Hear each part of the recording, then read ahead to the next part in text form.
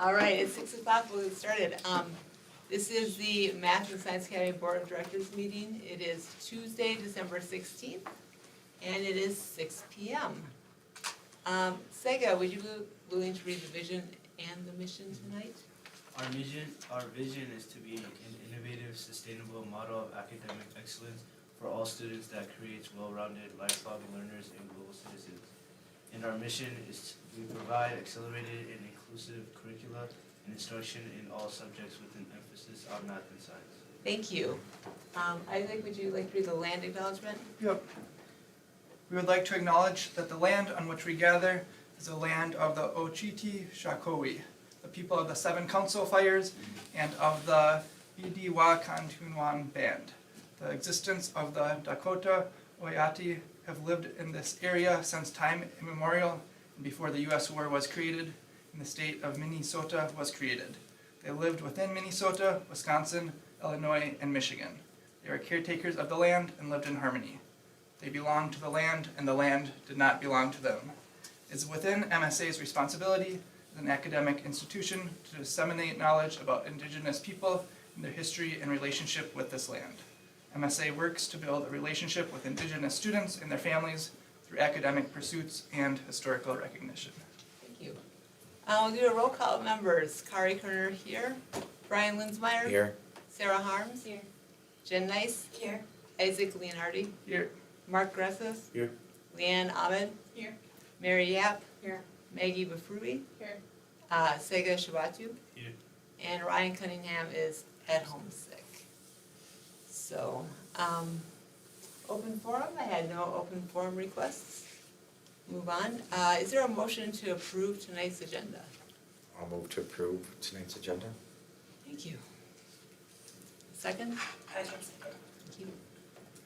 I know we have 2 amendments we can make. One is that there's no board recognition tonight, so we would take that off the agenda. And the second one is if we could add an action item C, is if we could reclassify, a board needs to do this by vote, to reclassify 3 of our e-learning days as digital days. So if we could add that on. Any other agenda amendments? Okay, all in favor of approving the agenda with the said amendments? Aye. All right, thank you. So, consent agenda. Is there a motion to approve the consent agenda? Did I skip one? What did I skip? Yeah, you skipped conflict of interest. Oh, gosh, we better do that, sorry. Trying to not give away, oh goodness. Is there any conflict of interest tonight?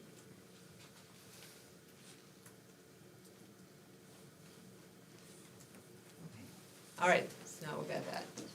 I skipped that. Now we approve our minutes. We need a motion to approve the minutes from our November meeting. I move to approve those November minutes. Second? I can second that. Thank you. Any comments, thoughts on the meeting minutes from November?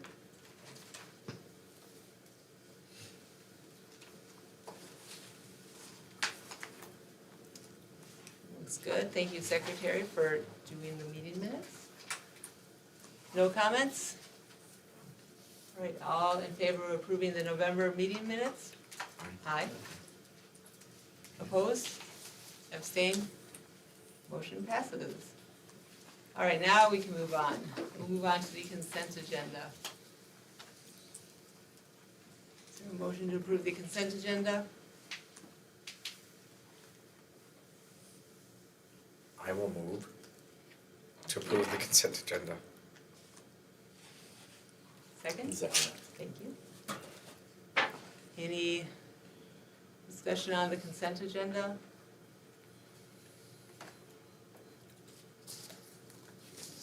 I have a question. Is this Yes. where we review like my governance committee minutes? No, typically that's down in the Okay. reports. So any discussion that I would wanna have, I would wait until the minute review. Correct. Got it, okay. Any other questions? Okay. All in favor of approving the consent agenda? Aye. Opposed? Abstained? Motion passes. All right, number 10, we'll start with our student reports. How are things going? So this weekend we had two of our robotics teams compete. We had the first Lego League at Lake Middle School from 9:30 to noon, and we also had our Cyber Machina team at Irondale High School. And I don't think the Cyber Machina's results are out yet, but that's a very strong activity at MSA. And then another thing is, I guess, finals, is what a lot of older students have been talking about recently. And then Spirit Week is a lot, has a lot of activity this week, so. Going on. Good. Did you see a lot of people wearing rhyming pairs yesterday? Not a lot. I know Micah on the Fire News Network, he was wearing a Christmas hat, like a glow-up tie, and then a suit. So it was Very fun. like that. That's good. I did hear that someone told me that there was a fantastic traffic cone and Post Malone out there. Oh. In the world, I think our own Ms. Harms Yes, perhaps. that was Post Malone, if anyone wants pictures. Check those out. Fabulous. Anything else that you guys would like to share? No, that's all. Okay, thank you. Sounds like fun, Spirit Week. Sounds like always a good time. Board reports. Brian, do you want to start with? Our, yeah. Yeah. Yeah, so in the board report, we looked at our self-eval. We decided that we're gonna look to incorporate more in-depth, understanding the laws and learning more of our roles throughout it. Continue to review our contract with our authorizer. Talked about advocacy, specifically the day at the Capitol on the 24th for Max. Dustin Reeves came in to give us our financial planning training through creative planning. And still looking to maintain fundraising to help support the growth of our building and our product. Great. Yeah, it was a good workshop we had in December. Give to the Max Day, speaking of that, so we had Give to the Max week. And according to our current figures, we've raised about $34,000. That's great. It's wonderful to see that people coming in. It's of course an estimate, as there are probably some employer matching contributions that haven't been added in yet. And I guess a great thing to know is that this is an ongoing fundraising campaign. And so all year long, we'll be fundraising for the bricks for our new building. And there will be opportunities to purchase bricks at any time, but there'll be pushes for that coming out here possibly for the holidays, in the spring, and then of course at the end of the year with graduation. A brick would be a great gift for your graduating senior, so that's where we're at with Give to the Max. Kate, expansion report? Okay, so, it's out at the building today. A lot of progress is happening. Before we talk about the building, I will let you know that the bid process for our food vendor is completed. We'll be bringing that forward in January. We did end up with only one bidder. We sent it to a number of places. And more than one company came in for our pre-meeting. We had a pre-vendor meeting for submission, but we ended up with one. And I think that they'll be a strong vendor. So we're still working through that, but we will have that for the board in January. And they will also help us with all of the submissions that we need to get a food and beverage license and all of the other licensing that we need in order to serve school lunch here. So we are working through that. They're getting ready to turn on the HVAC in the completed areas of the new building. That will save us money on heating. All of the HVAC will be ready to be turned on, but we can only turn it on once we're done painting and we've done a clean of the building because they can't suck up all the dust. There's a lot of dust in the building right now. So that was kind of exciting to hear that. Third floor will likely have real heat in the next 2 weeks. The stairs are in multiple parts of the building now, so you can get up to any floor without any more scaffolding anymore, so that's nice. Mary braved the scaffolding before, so she's a brave one. It was not for the faint of heart, so we're excited to have that.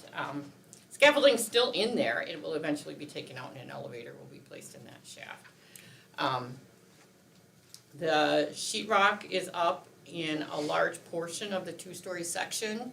The two-story section of the building in the back has got a lot of classrooms. The front portion, the portion that's closest to the road, will be the band and orchestra choir area. And that needs to be, the framing for that is 2 stories, so they've got to bring in taller studs to go all the way to the roof, essentially, inside. So that should be coming in the next couple of weeks, and then they'll be able to start to do that. That's more complicated to sheetrock that, just because it's really high. They are also framing out the kitchen. You're starting to be able to see now where the kitchen, they actually had the kitchen doors in, but not the walls yet, so that was good to see.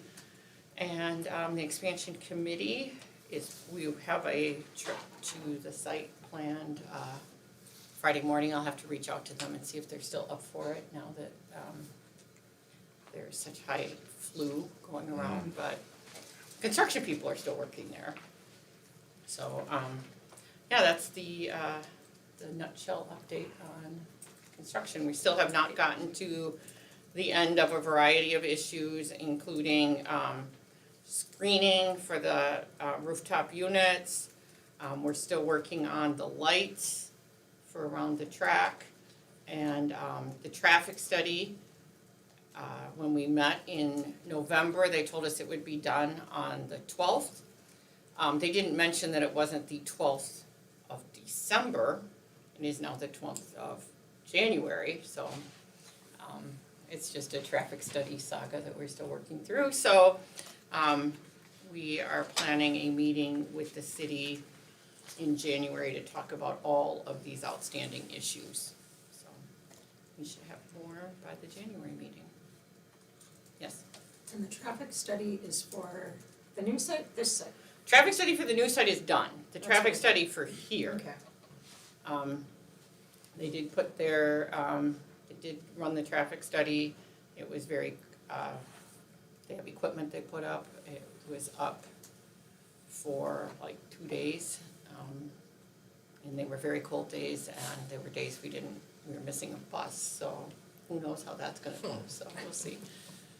So we had additional people getting picked up more than usual, so we'll see what that means.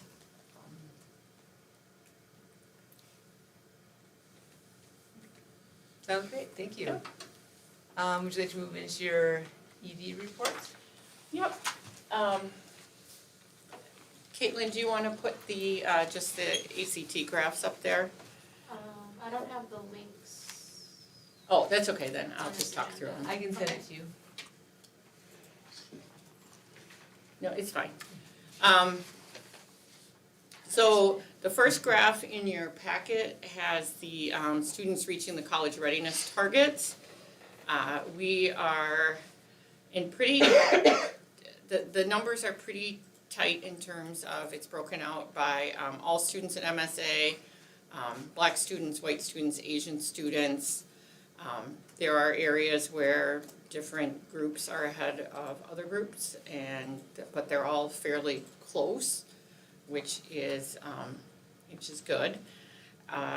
If you see the second graph is the graph of students statewide that are meeting those college readiness benchmarks.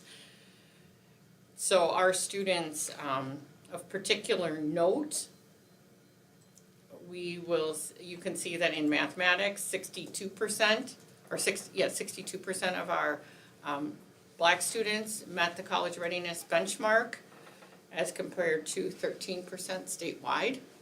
So that's a significant difference.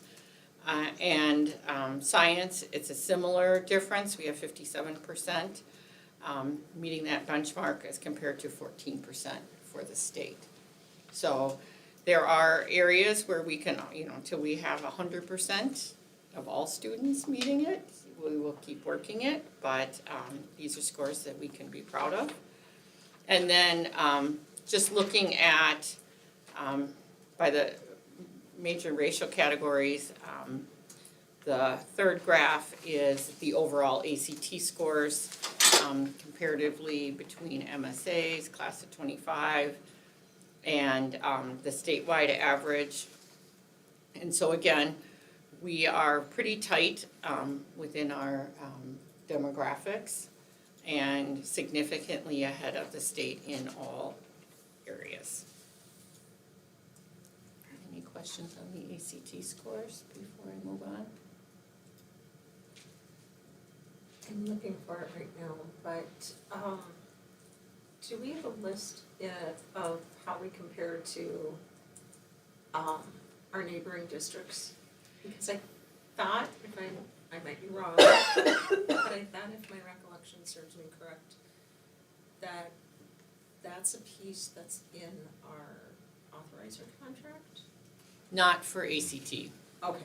not for ACT, because we don't have the, in order to get this reporting, this is not, it's not shared. We Gotcha. can get our Okay. own, but we can't get anybody else's, and Okay. we can get the state, but they don't. So we'd have to It's call the- another it's- district and ask them to get it. I'm sorry about that. No, that's fine. But you are correct, we do that comparison for MCA. I have a random question. Yes. Trivial even.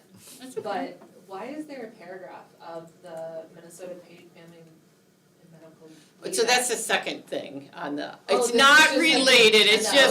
just. What is the correlation? No, that's a good question, no, it's not related to the ACT score. I just put that on the end because we have to update our, so I'll move to the next thing to help put that context there, so I apologize. The Paid Family Medical Leave Act is an act that's going in January 1, and that requires us to update our employee handbook, which the update is gonna need to be approved by the board, that we're gonna update to reflect the language that is required. So we chose to have, and we approved maybe a month ago, I think, in October, November, to do a plan through the state, or not through the state, through MetLife instead of through the state. That will allow us to have someone actually administering the plan, so that we're not trying to go through and determine if this particular leave meets the requirements or not. So it's nice to have an insurance company just going through and investigating if the claim is valid or not, or however they go through that. So all eligible staff will need to approve or acknowledge that they received the change in the handbook. And so we need to get that, we'll need to go out before January 1. I don't know, especially now with us being working from home the rest of the week, how easy it'll be to get everyone to sign it, but at least we will have completed our task. So we will get those all signed and acknowledged as soon as possible. This plan allows, you still have the 12 weeks of family or medical leave, but then also, and those will be paid, and then there's also additional 8 weeks available for bonding leave if there is a new family member in your family. So you're able to do that. I just wanted to kind of give a chance to have anybody ask any questions before we go to the part where we're gonna approve that there's a change in language. So, quick question. Yep. Just because I've been in meetings nonstop about this for work. our staff will report to MetLife and to the state then? No, just to to MetLife. Well, they'll fill out paperwork here and we submit it to MetLife. But no, then that's just administering the program. We're not in the state program. Okay, and MetLife also administers, any short-term disability as well? Yes, for I believe employees so, then yeah. as well? Okay. Only suggestion would be digital signatures and emails, if we don't have people on site, to make sure. No, yeah, they do it through so it's That might be a good way. yeah, that's the best way to do it. Ease is our online, that's where Everything people is put in sorted. their absences Yep. and do all of their HR we'll do it, transactions through there. Excellent.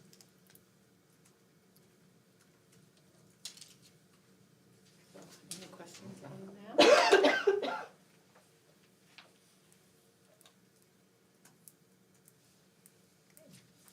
Is that everything, Kate? No, that's Your good, report? thank Great, you. Thank you. All right, Finance Committee report. First, we will have our audit report.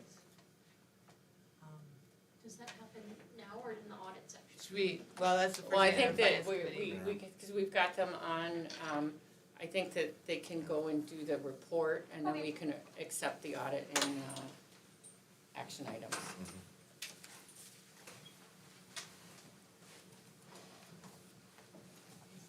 Okay, y'all can unmute and start when you're ready. You want me to share my screen then? Yeah. Sounds you good. have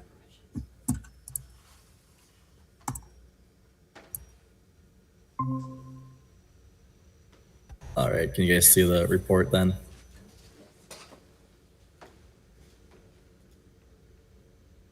I believe so.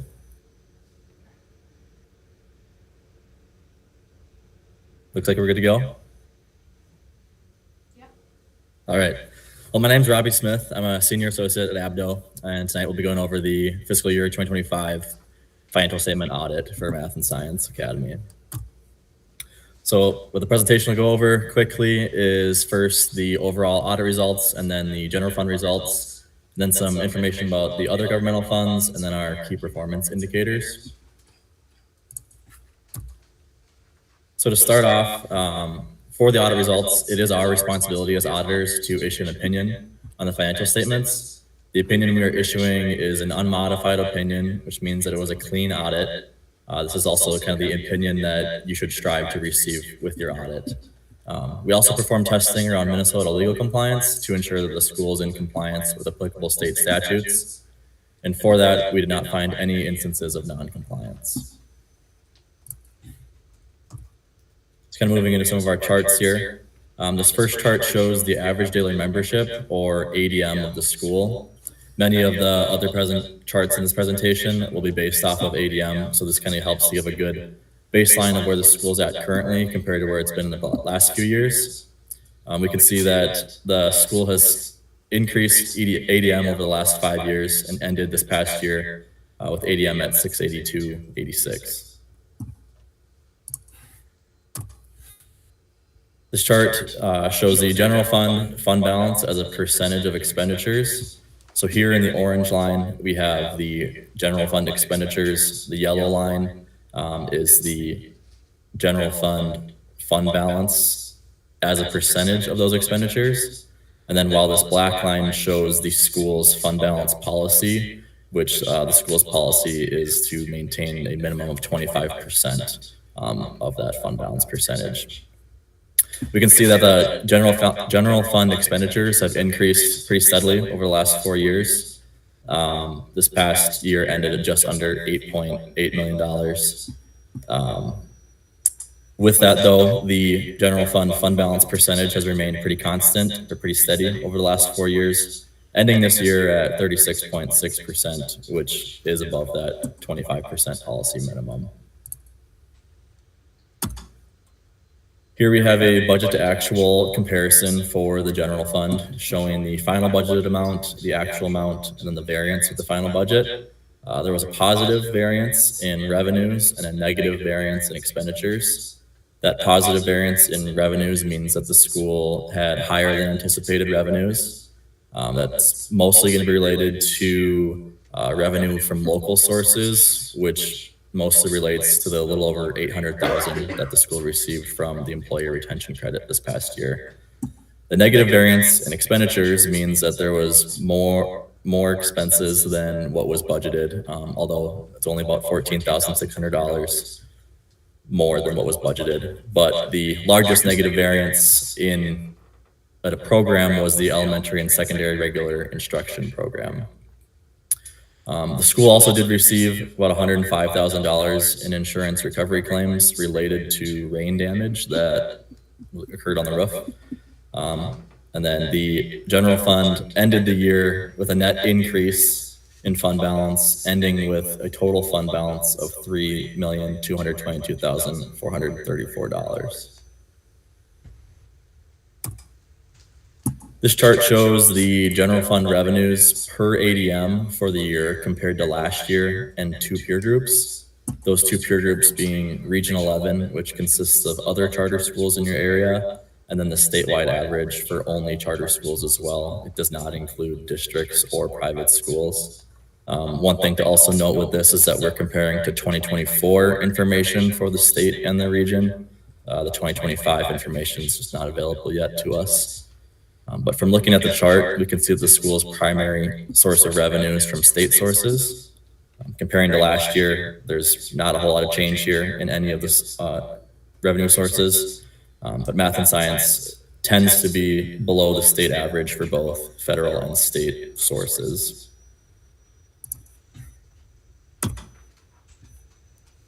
This chart is a little bit different. This one shows the general fund expenditures per ADM and also shows the statewide average as well as the 25th to 75th percentiles in yellow and green. And then the one thing to note is that this 2025 projection here with the dotted line is just an estimate, as again, we don't have that 2025 information. But one thing to note with this is that math and science general fund spending per ADM was $12,883. It's remained pretty consistent in terms of general fund spending per ADM compared to the rest of the state, as a school's position in comparison with the rest of the state has remained below that 25th percentile over these last 4 years. This chart shows the general fund operating expenditures by object code over the last 3 years. Those 4 coding categories here are salaries and wages, employee benefits, purchase services, and supplies. These spend categories have stayed fairly consistent over the last 3 years as well in their percentage of overall spending, with the salaries and wages category being the largest spend category for the general fund.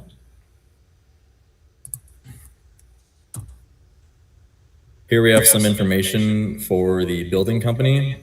The building company fund balance increased $32,105,000 this year to end the year at $32,729,698. This increase was because of the proceeds that were received from the bonds that were issued for the building construction. So that's the reason why there's such a large increase there. And then this chart beneath shows the total debt service requirements over the next 10 years, split between principal and interest in these orange and yellow bars. From looking at this, we can see that the building company won't begin paying principal on the bonds until 2028. So here we're getting into our key performance indicators. This chart shows the general fund balance as a percentage of expenditures, similar to that chart from earlier in the presentation, but this one just shows that percentage and then compares that percentage to the region as well as the state averages. We do have a slight typo here. This is comparing just over the last 3 years to the region as a whole and then the state as a whole. You kind of disregard these years here in the legend at least. But then over the last 4 years, though, MSA has kept a higher percentage of reserves in fund balance than compared to the rest of the state. again, you're above that 25% that your policy states, so that looks good there. The second KPI is the elementary and secondary regular instruction per ADM, again with those percentiles on the state average. Last year, spending per ADM in this program was in line with the state average. This past year, MSA spending per ADM in this program was $5,980, which is about a $160 increase from 2024. And again, this 2025 state average amount is just a projection. Our last KPI here is the special education expenditures per ADM. The special education expenditures per ADM increased slightly this year to $1,351. But looking at the chart, MSA has remained below that 25th percentile in spending per ADM in this program. This is likely just due to a lower percentage of special education students compared to the statewide average. That concludes the presentation that I have for you tonight. I'd be happy to try and answer any questions. Otherwise, you can reach out to me, Tyler, the manager on the audit, or Andy, the partner on the audit. Otherwise, Dustin from Creative Planning is also a really good resource if you have questions. But if you have any for me, I'd be happy to try and answer those too. So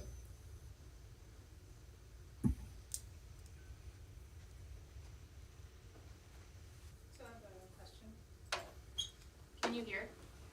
Yeah, I think so. It may be a question for Kate or others. On slide 7, where we look at local sources and other, could you give some examples of what local sources and other fund revenue might be?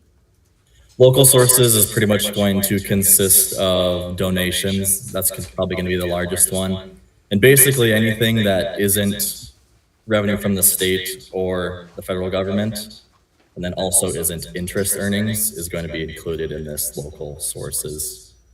But yeah, I think that donations is probably the largest one. And then this year, in MSA's case, that employee retention credit makes up a big portion of that as well. I have a question, slide 7 as well. For the state resources, why does Math and Science Academy earn less on average than our region and the state?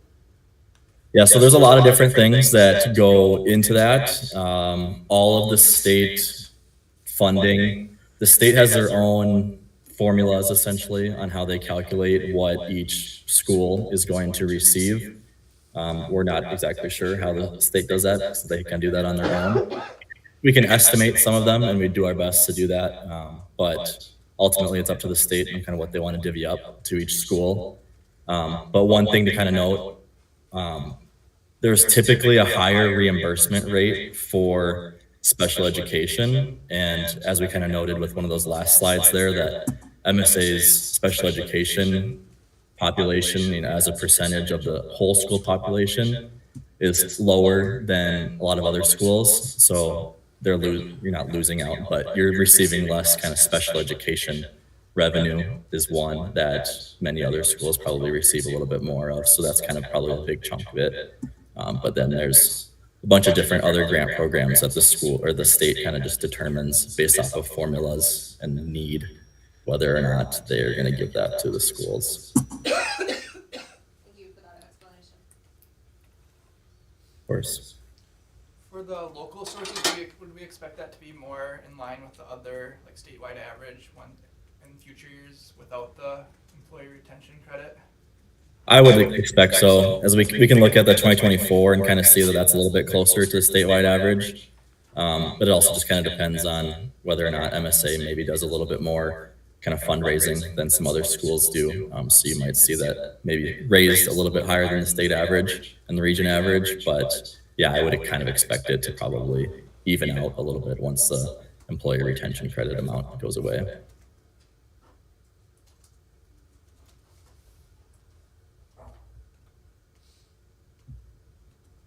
Any other questions that I can try and answer?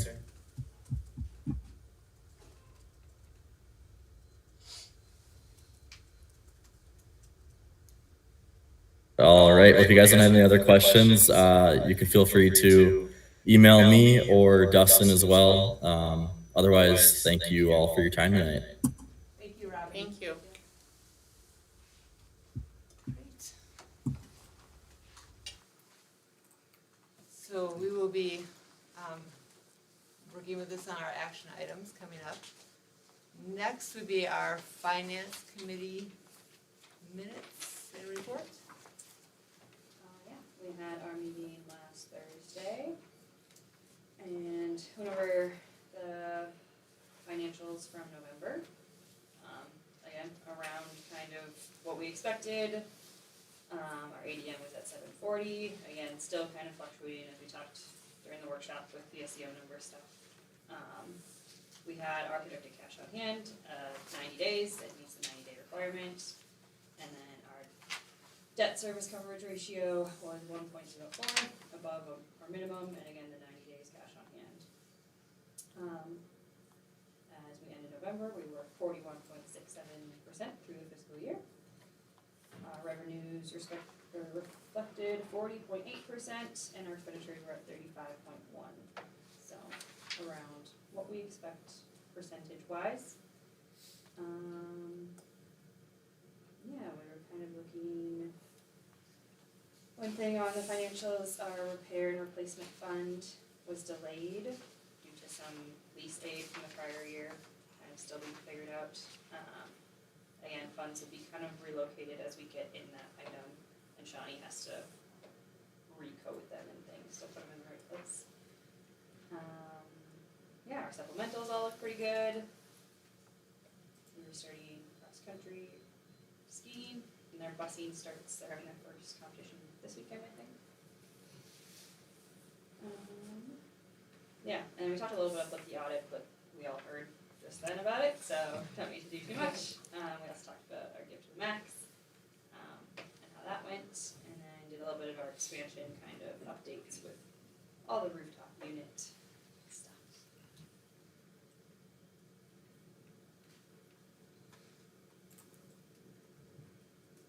Great, so do we need to approve the financials. November financial?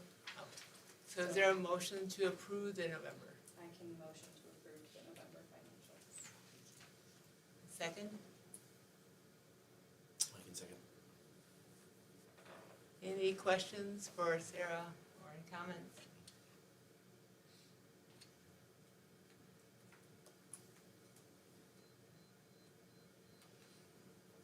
Questions, comments? All right, with none being heard, all in favor of approving the November financials? Aye. Opposed? Abstained? Motion passes. Governance meeting reports. Peggy? So we had our governance committee meeting on Thursday, November 13th. We reviewed a number of policies, whether for legislative changes or just up on the agenda to be reviewed by the board. Do I need to go through every one, No. or the ones that with notable discussion? Yeah, I would just say anything that was of any particular Yeah. interest. Perfect. So policy 426, nepotism, specifically for charter schools, there were legislative changes, and notable discussion, with, requests or guidance from the governance committee, because BOD will need to review our current nepotism policy to verify safeguards are in place to prevent favoritism, ensure fair hiring practices, and complying with competitive. I'm sorry? Bidding practices? Oh, I don't know what Yeah, I was just trying to typo. It's spelled correctly, so.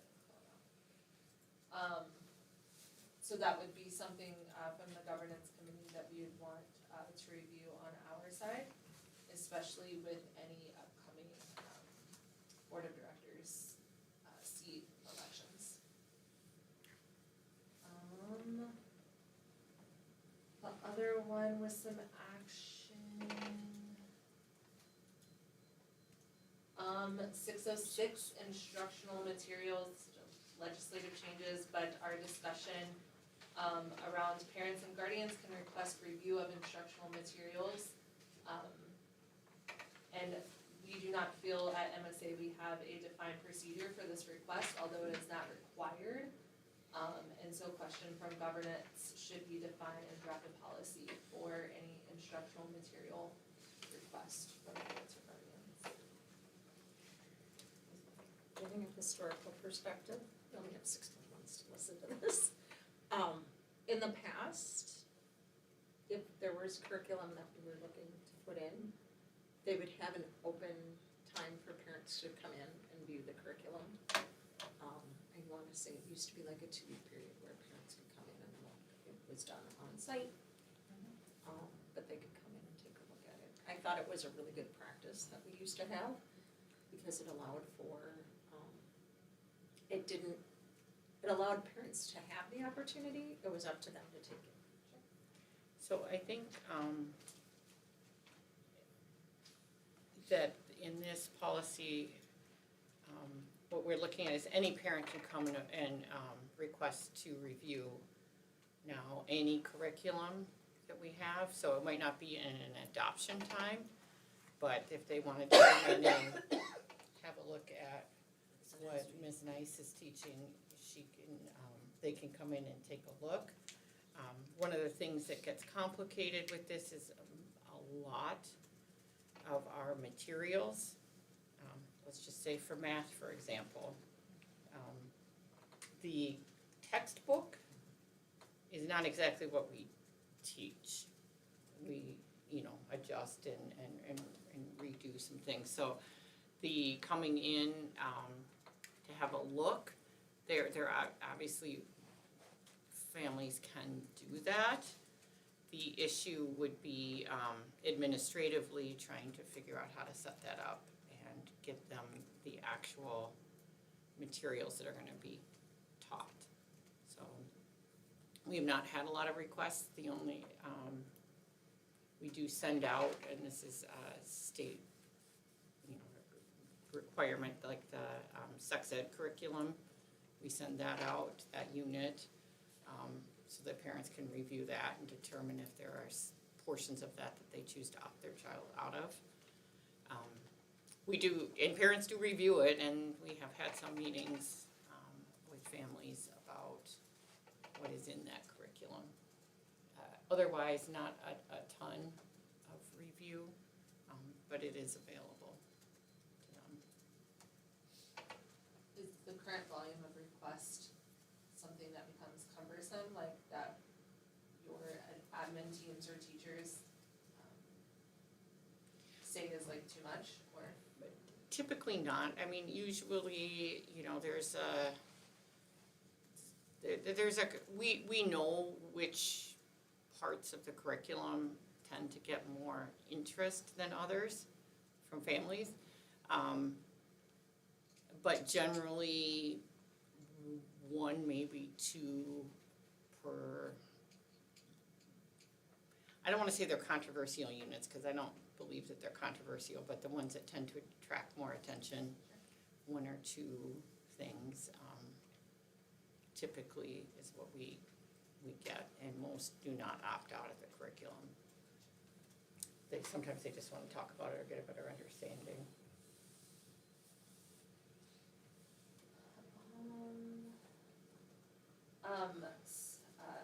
Policy 612.1, development of parental involvement, policies for Title I programs, legislative changes that we reviewed, and some of that discussion. Federal guidance added to state policy as a resource. And then coming this spring, the board will need to define a plan on how we intend on engaging Title I families considering our elementary expansion. And I guess our secondary expansion. So how do we do this and reflect this in our upcoming 1-year plan?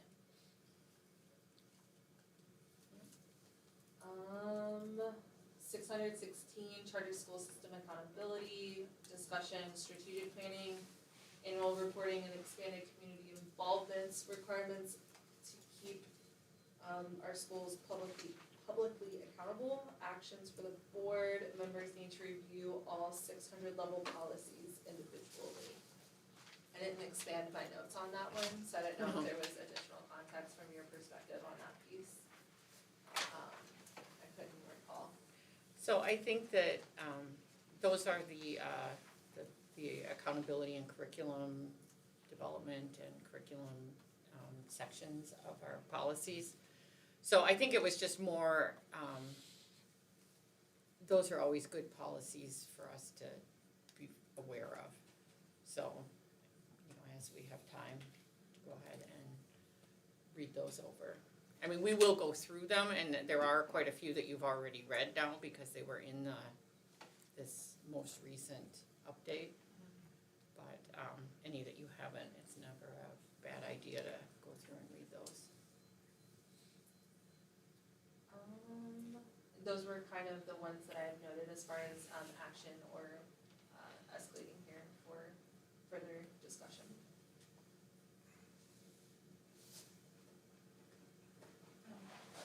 For the public data, Is that the last one? Yes. Okay.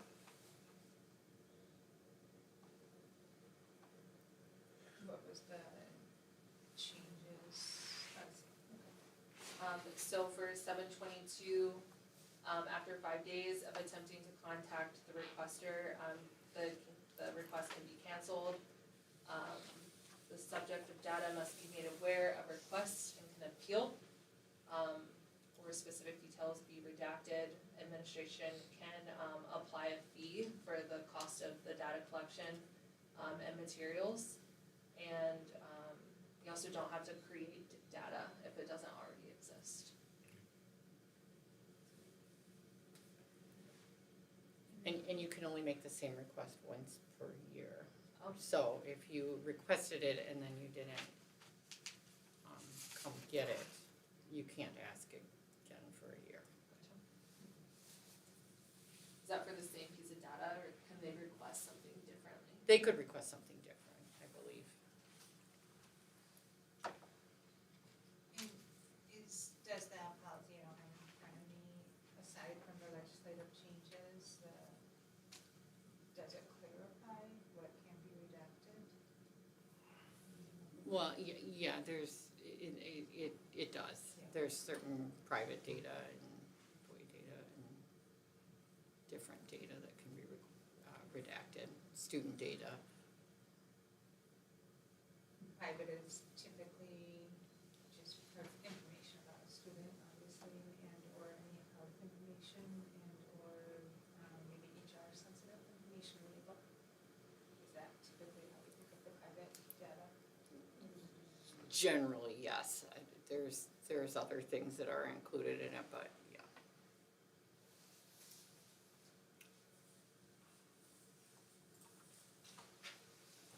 That was That- Alright, with the action items that you requested for the board, are those things that we could do at a workshop then, or? I think so. Yeah. That's appropriate. Yeah, okay. Do you want me to review those again, or? No, I wrote them down, Okay. I got your notes here, so we can put that onto a workshop to do those items. Thank you for your thorough work on the governance committee, thank you. Okay, that leads us to our action items. The first one is the staff handbook legislative update, which Kate talked about a little bit in her report. We just need to approve that. Yeah. Okay. So is there a motion to approve the staff handbook legislative update? I will, I can make the motion. Thank you. Second? I will second. Are there any more questions about what Kate shared with us, what that was like? So is it always the responsibility for the board to approve staff handbook updates? Or is it? I mean, we will make changes if it's not material, but this is a material change.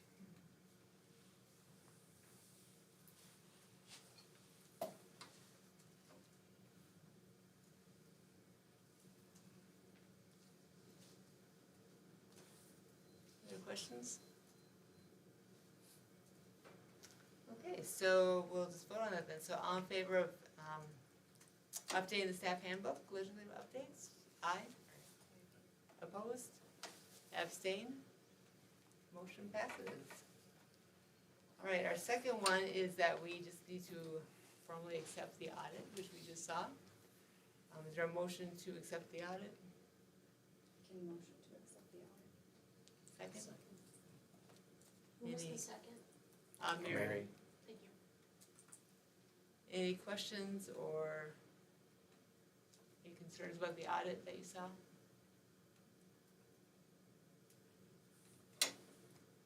All right, well, thank you to the company and Justin and Robbie and everyone else for doing that. All right, all in favor of accepting the audit? Aye. Opposed? Abstain.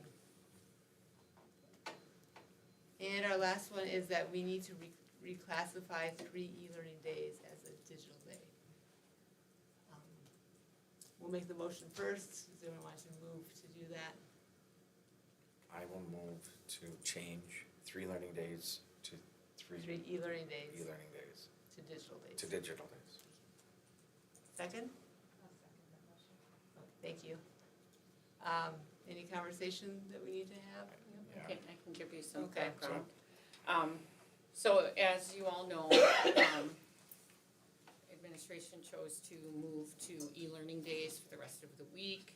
We currently have more than 25% of our 6th grade class exhibiting flu-like symptoms or testing positive for influenza A. 21% of the entire school was sick this morning. And that number, we were sending kids home throughout the day. There were classes with less than half the kids in them. So teaching becomes difficult, and also was the concern for health, so that's why we canceled it. What we're asking the board to do is to reclassify those e-learning days into digital days so we can update our calendar and resubmit that to the state. We are allowed 5 e-learning days per year. Typically those are used for weather. We're early in the year to give up those days. And it's really almost impossible to reclassify days that are canceled for weather because we have to do it prior to the days. And typically we don't have board meetings during that time, so it wouldn't be possible to do that. So the recommendation from administration in this case is to convert the 3 e-learning days to digital days in terms of, and it will not impact student learning anymore. It doesn't change with the impact on student learning to go from digital, or from e-learning to digital days. It's just the category. It's just a category. A question. Or should I ask it now or should I wait until the motion and discussion? Which would you prefer? We We already already had had a we're in discussion. discussion. This is Okay. discussion. So, yeah. So, thank you. So question for you, if a student was out yesterday or today and they don't have their classroom materials or their supplies at home with them, when I walked in today, I saw that the offices are now closed until January 5th. How are we accommodating those students who maybe don't have what they need at home? Now, if they didn't have any homework last weekend, they wouldn't have brought their laptop home. Now they're, how does that work for those kids if we don't give them the access to have the materials that they might need? So Or for a parent to come and pick them up? I would be surprised if anybody, because most students don't have lockers, so most of them are bringing their materials home. Shawnee will be on site tomorrow. If there was a particular need, we could get a student their things. We just want to, in an attempt to slow the spread of what's going on, not be there. The entire office staff will be here on Monday if there were things that they needed to do. But in terms of logging in, potentially, if they reached out to the school, we could get them their things. Most of these kids, if they've got the illness, they're likely still gonna be sick tomorrow and Right, I'm just Thursday. thinking thinking out loud and going, Yeah. okay, well, I might be feeling okay, but running a temp. It's been known to happen before. Okay, I can't go to school, but I could sit in front of a computer screen because I'm not gonna get anybody else sick. Right. And how is that being communicated out to families that, oh, if your kid has something on site and they need to get it, a parent can come in and get it, or, you know, please contact the school to arrange. I just don't want a child to be losing out on the opportunity to learn if they don't have something at home with them. Yeah, so I don't wanna send out a message to the entire community that they can come up here because we don't wanna do that. So if we have anyone reaching out to us, cause they'll reach out to me most likely or to our info line saying, how do we pick things up, and we're monitoring that, and then we'll get back in touch with them and figure it out with them. Could the teachers be informed so that if a student says, I can't do this, I don't have whatever, the teacher could then let them know? Yeah, so if they hear from the teacher, then Yeah. I would assume, I mean, the teachers can let Okay. us know and we can figure it out for them. And I would be concerned too about the kids who left their jackets or their boots or their, So we For the did whole at the end of the break. day Or go their through lunches. a thing with them and did give students time to go get stuff. And I did see, when I was out doing traffic, quite a few kids, I'm like, where are you going?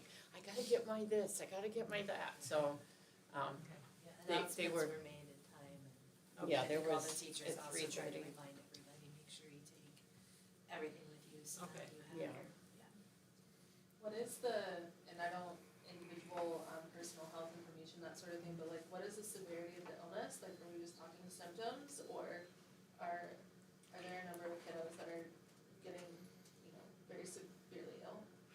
well, I mean, most of them are, they're good, I mean, it's influenza A, they're good and sick. I haven't heard of anybody being hospitalized. And is there like an outbreak in the area or is this something that's very like isolated? to It's us? in the area. We've had people out at work in both my husband's employer and mine with 103-degree temps. These are adults. It's the sickest It's- my child. Yeah, I mean, it's a significant illness. The good news is it tends to run through pretty quickly and these 3 days, I don't know if it would have been effective if we had full-time school next week, but because now we're going into a 2-week break, I think we'll start to see, you know, it'll work its way through. Sure. Clarifying question. So by switching these 3 weather days to digital days, well, how's that go in the future? Because we are still early in winter. Right, so it preserves the 5 e-learning days So for still have weather, them. that's the main reason why we're Okay. doing this, otherwise, we You'd be really down. wouldn't bring it to the Yeah, board, we're just okay. amending the calendar to turn, 3. The- Okay. the So we'll last- still have the 5 we still have the 5. if we need it. Yep, and the way Safety. this winter is going, Yeah, I'm concerned right. we will need it, and Yeah. it's a little early in the year to give up 3. Right. Yeah. Just to clarify, then, do we need to make sure that our motion states that December 17th, 18th, and 19th are digital learning days? Just to be super clear so we know what we're. I wouldn't, we have to submit the minutes to the state, so amending the motion would not necessarily be a bad idea. I would go that way. Yes. Joelle says yes. So I move that we amend the motion to state that we are recommending that the board is approving December 17th, 18th, and 19th to be digital learning days, right? yes. Who, I think it was with mine. the first, the Yep. one who made the motion and the second have to repeat it. Have to repeat that. I move that we amend the 25-26 calendar to read that December 17th, 18th, and 19th are digital learning days. Do So we have to to say say all that? why? You don't have to like Resay it. move to change the motion. You have to move to amend it. Yep, and then I think you have to approve Are you the okay, amendment. Brian? You Yeah, can yeah, say that that's you're a fine good with idea. So I have written down, I I move to reclassify the 3 e-learning days scheduled for December 17th, 18th, and 19th, 2025 as digital days, digital learning days. And are you okay with that? I'm okay with that. Okay. I'm okay with that. Okay. So, any other discussion? Questions? All right, so with that, we will vote that we are all moving, or okay with amending the calendar to have December 17, 18, and 19 as digital learning days. All in favor? Aye. Opposed? Abstained? Motion passes. Great. Thank you. Okay, for future board items, just some things to look forward to. We will be doing a January workshop training. And are you gonna be there, Christine, in January? Yes, Christine will be there from Teamworks. Paul's coming as well. Will be Christine's replacement when she is I don't know if we can say it or not. Thank you. When she retires, so we'll do that and we'll add the governance items on there. We'll be doing our ED review, not review, but our mid-year check-in in January. And we'll be setting the lottery numbers. And other action item, just so you know, go ahead, Mary. Yes, we will be Lottery. approving the election plan in January. Right, and we'll plan, election plan, yes. The election committee has met and we will approve the dates, the plan we've set up. Okay. And then, after our meeting today, I will be sending you out a pulse survey from Teamworks. And if you could go through, and this is just sort of a reflection, please answer the questions for yourself, and then there's individual comments as well. Yeah, Basically. the pulse survey is something that you will see the results of when we meet in January. And that's so that we can kind of compare it to what the board has done in previous ones, see how you're doing. And then I think Kari will forward to you a self-reflection sheet as well. And that's just for you to kind of assess your own performance. The board members have seen that before, and they've seen the pulse survey as well. For new board members, it's just a way for you to say, am I doing what I'm supposed to be doing, and how do I feel about it? So once again, the survey will be going to Christine to collect. The individual reflection is just for you to reflect, right? No need to send it back. And if you could do that by the end of this week, that'd be wonderful. By Friday. And I think that's it. So is there a motion to end our meeting? All in favor? Aye, opposed, abstained?